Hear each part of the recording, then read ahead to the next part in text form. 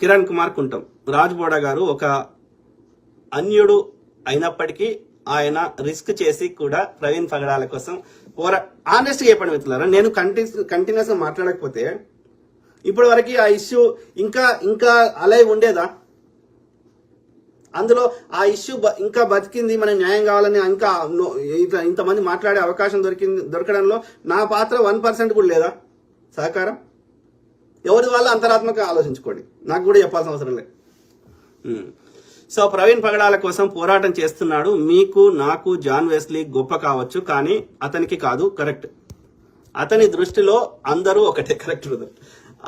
ఆయన్ను అపోజ్ చేయడం మానేసి, నేను ఒకటే అడుగుతున్నా, మీకు నిజంగా ప్రవీణ్ పగడాల మీద ప్రేమ ఉంటే మీరు రెండింటి గురించి ఆలోచించండి. ప్రవీణ్ పగడాల బ్రదర్ విషయంలో అది యాక్సిడెంట్ కాదు, ఆయన తాగుబోతు కాదు, ఆయనకు న్యాయం జరగాలని పోరాటం చేయండి. ఎట్లా చేస్తారు, ఏం చేస్తారు, ఒక ప్రణాళికబద్ధంగా చేయండి. ఒక జేఏసీ ఏర్పడండి.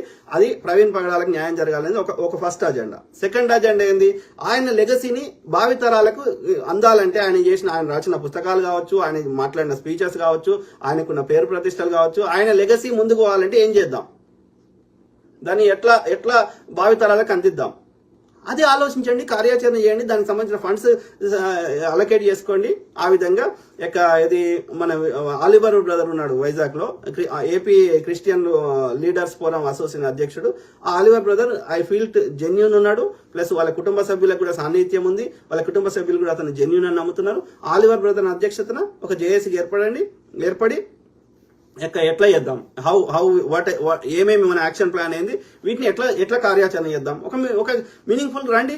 ఒక 5 కోట్లు 10 కోట్లు ఖర్చు అయితే కావచ్చు, ఒక బెస్ట్ మెమోరియల్ పార్క్ కట్టండి. హైదరాబాద్ లో కడతారా, రాజమండ్రిలో కడతారా, కట్టండి. హైవే మీదనే అవసరం లేదు. గతంలో అనుకున్న ఆ ఇన్సిడెంట్ అయిన దగ్గర, కానీ అది నేషనల్ హైవే కాబట్టి అక్కడ అంత ఈజీ కాదు కట్టడము, కేంద్ర పర్మిషన్ కావాలి, ఆ వెహికల్స్ పోతుంటాయి కాబట్టి రాజమండ్రిలో ఎక్కడైనా కట్టండి, వేరే దగ్గర కదా. ఆలోచించండి, come up with a plan. So అతని దృష్టిలో అందరూ ఒకటే. ఆయన్ను అపోజ్ చేయడం మానేసి మనలో ఉన్న లోపాలను క్లియర్ చేసుకోవటం ముఖ్యం. Correct brother, well said. ఎవరు బ్రదర్ పేరు ఏంది? Ravi Kiran Kuntam. Appreciative brother, well said. అంటే ఒక ఇండిపెండెంట్ గా కరెక్ట్ చెప్పినావు, ఒక బయాస్ కాకుండా. మిగతా వాళ్ళు ఏంది, నన్ను తిట్టడానికే పుట్టినట్టున్నారు వాళ్ళు. సో శ్రీకాంత్ కొలవెంటి, బూత్ ఎందుకురా అయ్యా, ఎందుకు తిడుతున్నావు? విక్టర్ బాబు ఏమన్నాడు? ఈ కులవేటి కూడా ఒకడు ఉన్నాడు.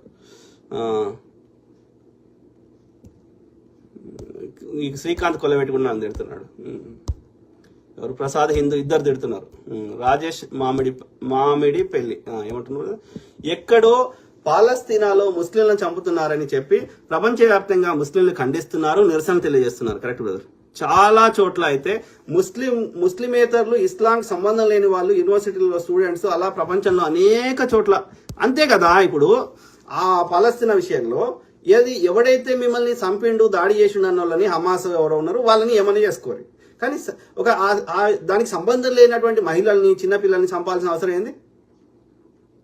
నేను వాళ్ళు చేసిన 2 దిక్కులు అంటున్నా. వాళ్ళు 1500 మంది అమాయకులని, సంబంధం లేని వాళ్ళని వాళ్ళు చంపడం తప్పే, అందుకు ప్రతిగా అమాయకులను చంపడం తప్పే. మీరు ప్లేన్ గ్రౌండ్ పోండి, ఎన్న కొట్లాడుకోరు. ఎవరైతే కాన్ఫ్లిక్ట్ ఉన్నారో, ఎవరైతే డైరెక్ట్ ఆయుధాలు పట్టుకున్నారో, వీటికి సంబంధం లేని వాళ్ళని ఎందుకు చంపుతారు? Both sides. కరెక్ట్ కాదు. సో అది ఏమంటారు, హ్యుమానిటీకి సంబంధించింది, మానవత్వానికి సంబంధించింది. వాళ్ళు ఎక్కడ ఇన్వాల్వ్ కాలేదు కదా దాంట్లో. సో అలా అనేక చోట్ల నిరసన తెలియజేస్తున్నారు. మరి ఒక క్రిస్టియన్ పాస్టర్ ని అంత ఘోరంగా చంపితే ఒక్క క్రిస్టియన్ కూడా మాట్లాడకపోవడం ఏంటండి వింతగా? అదొకటి. అధికారికంగా ఐజీ గారితో సహా పోలీస్ అధికారులు ఆయన తాగుబోతని ముద్ర చేస్తే, అది ఆయన క్యారెక్టర్, ఆయన చంపిందే కాకుండా ఆయన క్యారెక్టర్ ని కూడా చంపుతుంటే ఎందుకు మాట్లాడరే? సో కరెక్ట్ కాదు కదా. నువ్వు ప్రసాద్ హిందూ అయిపోయినావురా అయ్యా, నువ్వు అయిపోయినావు. నువ్వు బ్లాక్ ఫస్ట్ బ్లాక్ అయిపోయినావు. నన్ను గుచ్చరాన్ దగ్గర కూర్చున్నావు. సో అంటే ఒక్కటన్న కామెంట్ మంచిది ఉండాలి కదా. ప్రసాద్ హిందూ అని పెట్టుకున్నాడు. అన్ని బూతులే ఉన్నాయి. కన్నడ దరావిజీ, గుడ్ మెసేజ్, థ్యాంక్ యూ.